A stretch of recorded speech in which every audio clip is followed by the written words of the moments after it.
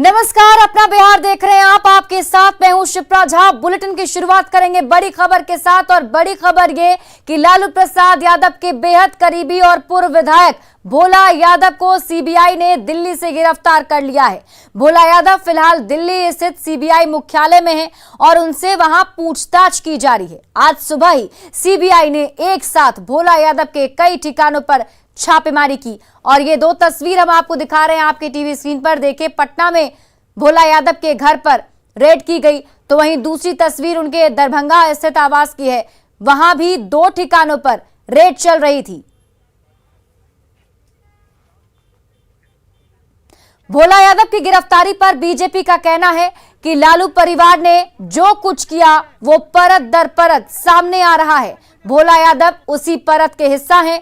तो वहीं आरजेडी नेता शक्ति यादव ने कहा कि भोला यादव को साजिश के तहत फंसाया जा रहा है।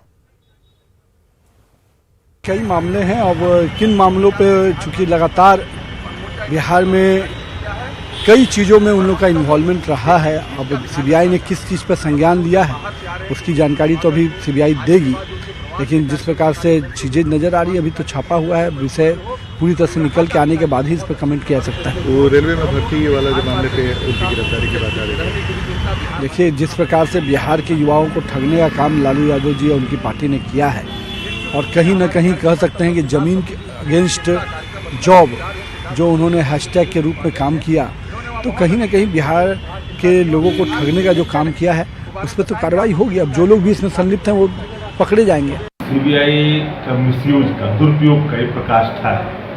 क्या वो कोई कर्मी के रूप में काम किया हो, ओएसडी के रूप में काम किया हो, उसका क्या रोल हो सकता है? ये छोटी सी बात है।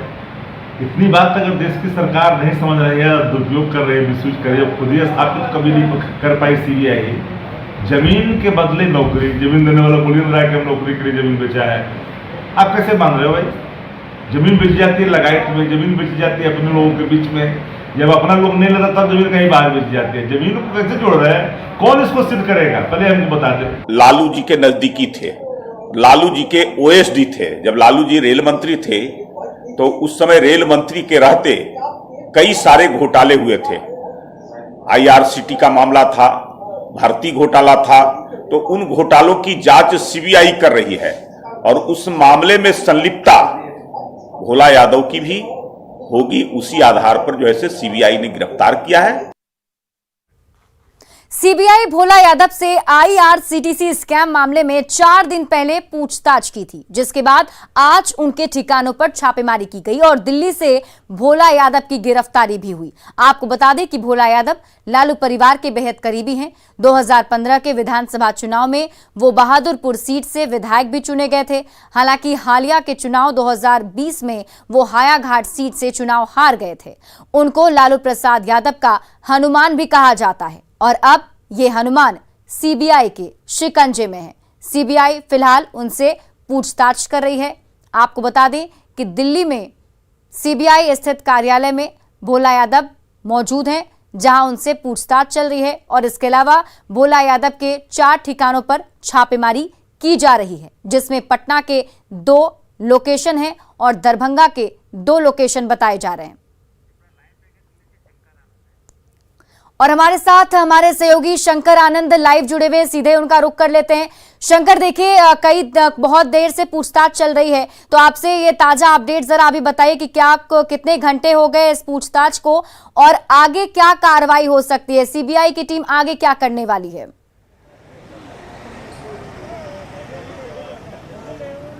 देखिए, सीबीआई की टीम कल ही आरोपी को गिरफ्तार की थी और कल गिरफ्तार करने के बाद कल देर रात में काफ़ी देर तक उससे पूछताछ की गई और पूछताछ करने के बाद जिस तरह से अगर मामले की बात करें तो अभी भी सीबीआई मुख्यालय में रख करके ही आगे की पूछताछ की जा रही है और थोड़ी देर के बाद उन्हें भोला यादव को राउज एवेन्यू कोर्ट में पेश किया जाएगा। इस वक्त में मैं राउज एवेन्यू कोर्ट में ही हूँ और थोड़ी देर के बाद इसी कोर्ट में यहाँ पेश करने के बाद सीबीआई ज़्यादा से ज़्यादा दिनों की रिमांड मांगेगी। और जिस तरह से इल्ज़ाम की बात करें तो जिस तरह से ज़मीन के बदले नौकरी देने का आरोप लगा था और इस मामले में इनको मुख्य तौर पर भी आरोपी बनाया गया था। हालांकि उस दर्ज एफआईआर में कई लोगों को आरोपी बनाया गया है और जो मामला है ये मामला साल 2004 से लेकर साल 2009 के बीच का है, जब लालू प्रसाद यादव केंद्रीय रेल मंत्री होते थे और उस वक्त में कई ऐसे इल्ज़ाम लगे थे। हालांकि जब ये मामला जब IRTC समेत कई अन्य दूसरे मामलों की जब तफ्तीश की जा रही थी तो उसी दौरान में कुछ महत्वपूर्ण दस्तावेज और जानकारियां हाथ में लगी। उसके बाद इस केस को रजिस्टर्ड किया गया था और उसके बाद इस मामले में आगे की कई लोगों से पूछताछ की गई थी। और जिस तरह से भोला यादव की बात करें तो भोला यादव उस वक्त में लालू प्रसाद यादव के OSD होते थे। लिहाजा इसी मामले की गंभीरता को देखते हुए आगे जब तफ्तीश किया गया तो उसके बाद भोला यादव से जुड़े हुए कई महत्वपूर्ण जानकारियां और सबूत CBI के हाथ लगे। उसके बाद इस मामले में पूछताछ की जा रही थी, तो पहले भी इनसे पूछताछ की गई थी, लेकिन कल जब पूछताछ की गई, देर रात तक उनसे पूछताछ की गई और उसके बाद औपचारिक तौर पर उनको गिरफ्तार कर लिया गया। गिरफ्तारी करने के बाद आज थोड़ी देर के बाद अब भोला यादव को यहाँ पेश किया जाएगा और पेश करने के बाद उन तमाम आरोपों के बारे में कोर्ट के अंदर में दलील दी जाएगी कि किस तरह से आरोप हैं और किस तरह से जो जमीन के बदले नौकरी देने का आरोप है वो काफी गंभीर आरोप है। हालांकि वाकई में उनको लालू प्रसाद यादव का हनुमान कहा जाता था। हनुमान इसलिए हमारे साथ अमित भी पटना से जुड़े हुए हैं। पटना में भी इनके 2 ठिकानों पर छापेमारी चल रही है। पटना में क्या ताजा हालात हैं उसकी जानकारी ले ले। अमित, ताजा अपडेट वहां पर क्या है? क्या छापेमारी अभी भी चल रही है? देखिए, बिल्कुल छापेमारी अभी भी कंटिन्यू जारी है। 2 अधिकारी CBI के यहाँ पे हैं अभी भी और देख सकते हैं कि भोला यादव के जो घर के सदस्य हैं, जो स्टाफ हैं वो यहाँ पे मौजूद हैं और यहाँ पे CBI के जो अधिकारी आए हैं उन बाहर से भी कुछ लोग जो हैं वो जानकारी लेना चाह रहे हैं, तो इस संदर्भ में वो कुछ बातें कर रहे हैं। हालांकि ये बातें बेहद क्लोज किया जा रहा है, किसी तरह से कोई सूचना मीडिया को ना आए, ये इस बात को ध्यान में रखा जा रहा है। CBI के जो अधिकारी आए थे उनसे जब हमने पूछा कि रेड क्या कंटिन्यू जारी है तो उन्होंने इशारों में कहा कि हाँ अभी भी रेड कंटिन्यू जारी है। रेड कितने देर तक चलेगी तो उस पर उन्होंने कुछ भी नहीं कहा, ना तो उन्होंने जुबानी कुछ कहा ना ही इशारों में कुछ कहा। तो समझ सकते हैं कि ये रेड अभी भी जारी है और लंबा वक्त लग सकता है। सबसे अधिक जो है दस्तावेज़ के बारे में जो खंगालने की कार्रवाई है वो यहीं पे की जा रही है। कहा यह भी जा रहा है कि पटना में लालू भोला यादव के जो CA हैं, चार्टर्ड अकाउंटेंट, एग्जीक्यूशन रोड स्थित उनके कार्यालय पे भी ये छापेमारी चल रही है। तो कह सकते हैं कि पूरी तैयारी के साथ CBI के जो अधिकारी हैं वो यहाँ पे पहुँचे थे। आयकर विभाग के अधिकारी को भी साथ में लाए हैं, चूँकि जो चार्टर अकाउंट से जुड़े हुए जो कागजी जानकारी हासिल करनी है वो आयकर के अधिकारी ही कर सकते हैं। तो जाहिर सी बात है कि पूरी तौर पे जो छापेमारी को लेकर के कार्रवाई होनी चाहिए वो पुख्ता करने के बाद ही होने के बाद ही जो है CBI के अधिकारी यहाँ पहुंचे हैं और यहाँ पे रेड कंटिन्यू अभी भी जारी है। CBI के जो अधिकारी है वो घर के अंदर पूरे मामले पर कहीं ना कहीं बयानबाजी भी शुरू हो चुकी है।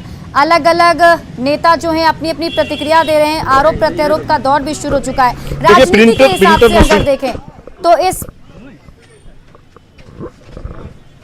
देखिए प्रिंटिंग मशीन यहाँ पे लाया गया है, अंदर देख सकते हैं प्रिंटिंग मशीन जो है वो लेकर के गए हैं। तो जाहिर सी बात है कि दस्तावेज जो है उसका जीरोक्स कॉपी यहाँ पे हासिल करना है। तो यहाँ पे लाया गया है प्रिंटिंग मशीन जो है, फोटोकॉपी मशीन जो है वो अभी जस्ट लेकर के एक CBI के कर्मी जो है वो अंदर गए हैं।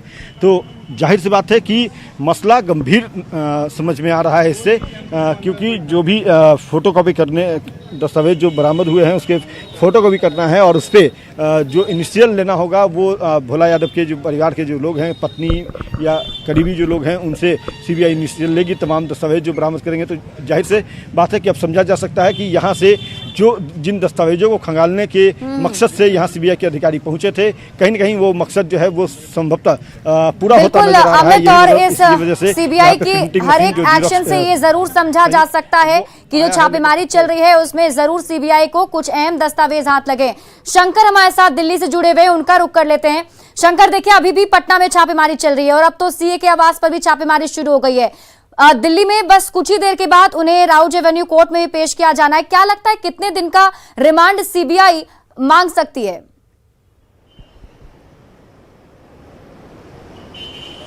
देखिए CBI को इस मामले में कई महत्वपूर्ण जो सबूत पहले से ही मिल चुके हैं।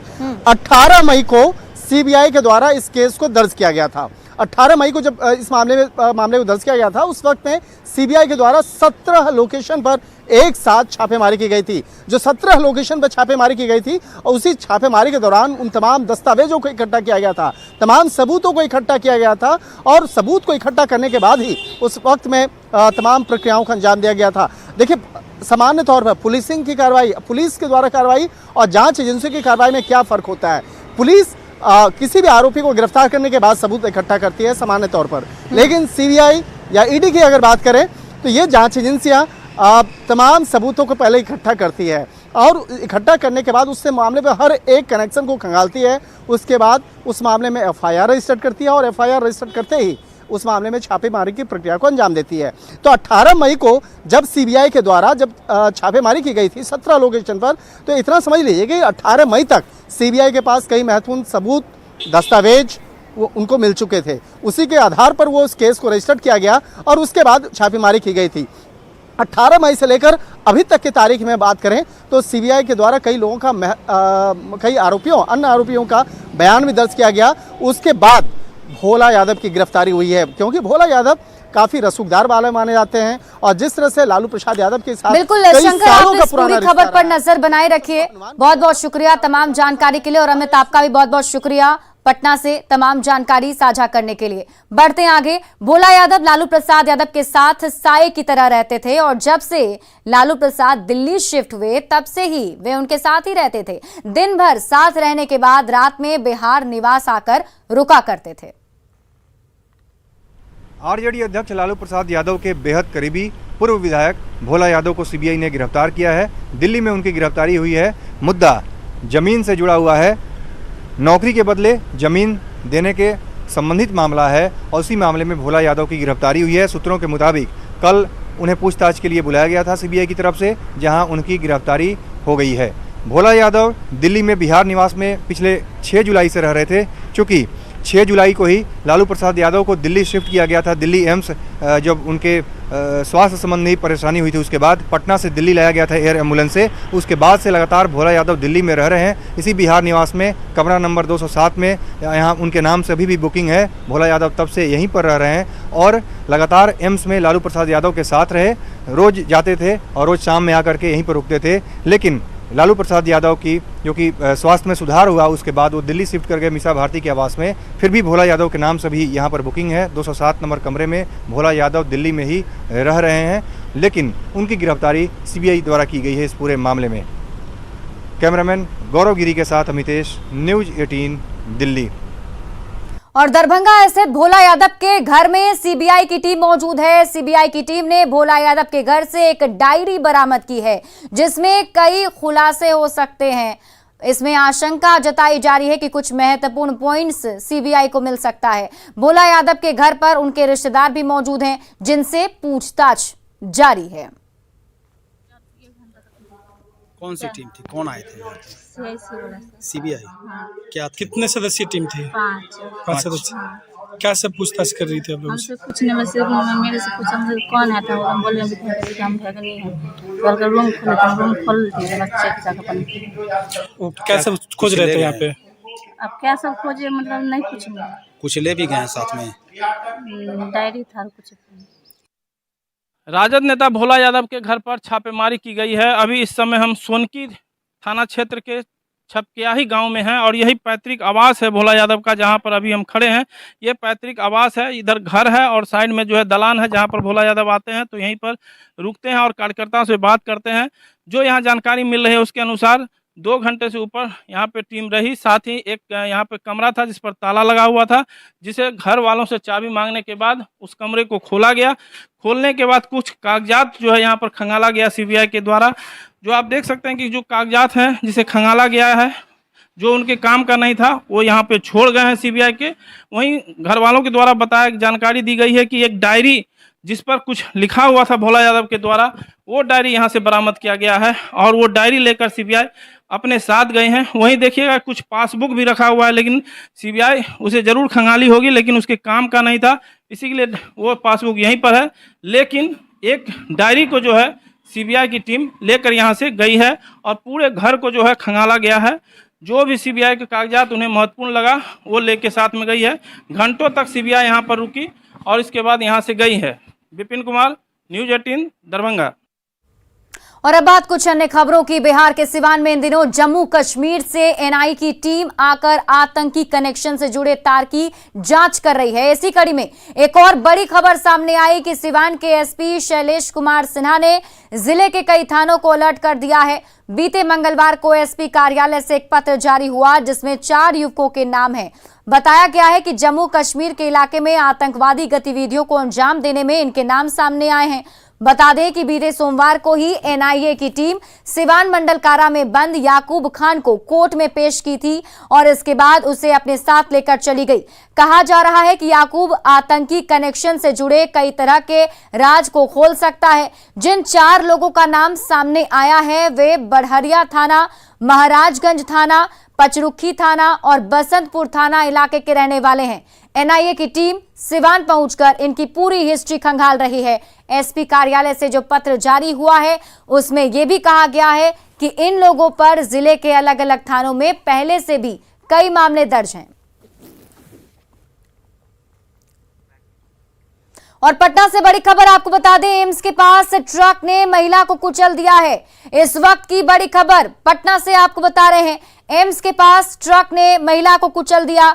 महिला की मौत के बाद लोगों का गुस्सा भड़क गया। आसपास भीड़ इकट्ठा हो गई और बच्ची को स्कूल पहुंचाकर महिला वापस लौट रही थी, तभी यह हादसा हुआ है। तस्वीर घटनास्थल के हम आपको दिखा रहे हैं। देखिए, शव के साथ लोगों ने सड़क को जाम कर दिया है, हंगामा कर रहे हैं।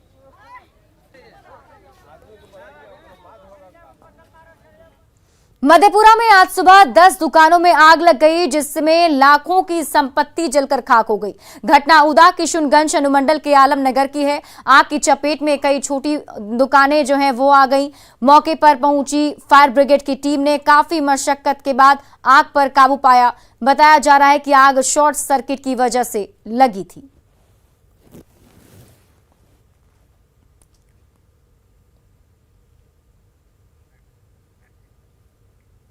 और बाढ़ के उमानाथ घाट पर नहाने के दौरान एक ही परिवार के 4 लोग डूब गए। सभी बरबीघा के रहने वाले बताए जा रहे हैं। घर में किसी की मृत्यु के बाद गंगा स्नान करने यहां आए थे। मौके पर बाढ़ थाना पुलिस पहुंचकर शवों की तलाश में जुटी हुई है। इस घटना के बाद लोगों में आक्रोश है। जायजा लिया संवाददाता अनिरुद्ध ने। अभी हम खड़े हैं बाढ़ के उमानाथ घाट पर। एक हृदय विदारक घटना हुई है। एक ही परिवार के 4 लोग गंगा स्नान के दौरान गंगा में डूब गए हैं। शव की तलाश जारी है। मौके पर बाढ़ थाना और स्थानीय लोग पहुंचे हुए हैं। लोगों का कहना है कि सीढ़ी निर्माण जो है वो काफ़ी ही गलत तरीके से हुआ है, जिसको लेकर आए दिन उमानाथ घाट पर डूबने की घटना होती है। कुछ यहाँ लोग हैं, उनसे पूछते हैं क्या घटना हुआ, कैसे हुआ, क्या घटना हुआ। आज सुबह जो है कि ये लोग बरबीघा से स्नान करने के लिए आए थे बाबा उमानाथ धाम में, और इनके परिवार से कुछ लोग पहले डूबने लगे। उसके बाद एक दूसरे को बचाने के चक्कर में 4 लोग इनके परिवार से डूब गए। सबसे बड़ा बात है कि बहुत नरक था। सीढ़ी बना, अच्छा बना है खराब बना वो जांच का विषय है। जो भी दुर्घटना बाढ़ में हो रहा है, बहुत दयनीय स्थिति हो रहा है बाढ़ का। बेचारे दूर दूर से नहाने आते हैं, डूब जाते हैं। एक घर के 4 को डूबे। सीढ़ी का जो निर्माण हुआ है उसकी भी जाँच करें और एक एनडीआरएफ की टीम उमानाथ घाट पर तैनात जरूर है। अनिरुद्ध, न्यूज़ 18 बाढ़। कामेश्वर सिंह दरभंगा संस्कृत विश्वविद्यालय में आज से होने वाली उप शास्त्री और आचार्य की परीक्षा को स्थगित कर दिया गया है। परीक्षा सामग्री उपलब्ध नहीं होने के कारण ये परीक्षा तत्काल स्थगित कर दी गई। इसकी पुष्टि खुद कुलपति डॉक्टर शशिनाथ झा ने की। जल्द ही परीक्षा की नई तिथि की घोषणा की जाएगी। वहीं अचानक परीक्षा स्थगित होने के कारण छात्र बेहद गुस्से में हैं।